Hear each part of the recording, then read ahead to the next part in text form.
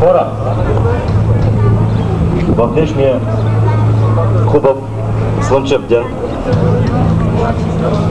гражданското общество, гражданите на Сливен, искаме да кажем, че обявяваме война на безхаберието, обявяваме война на всички, които се опитаха и превърнаха нашия град в една огромна яма, където за мое огромно съжаление сме обречени да мизерстваме, да дишаме праха. Кога ще се съберем всички, за да покажем как трябва да се управлява нашия град?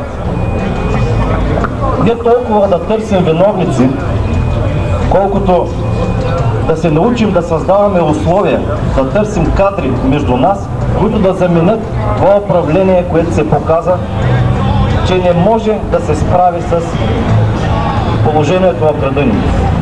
Усвояват се средства, които потъват неизвестно къде. Няма никаква яснота по отношение на харченето на пари, а града ни потъва. Частният бизнес, дребен и среден, е унищожен.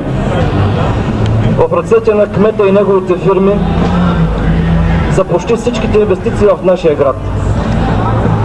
Няма чуждестранни инвестиции. Дребния и средния бизнес крета. Закриват се предприятия. Хора излизат на улицата. Безработицата е огромна. Сливен превъзхождаше Ямбол преди 10 години. Сега, за наше огромно съжаление, Ямбол е къде по-напред. Нека да се умеем да спрем безобразията. Нека да се вземем в ръце и на всеки протест, който ще продължава и ще го има, да бъдем всички, да се умножаваме, за да покажем как трябва да се управлява нашия град.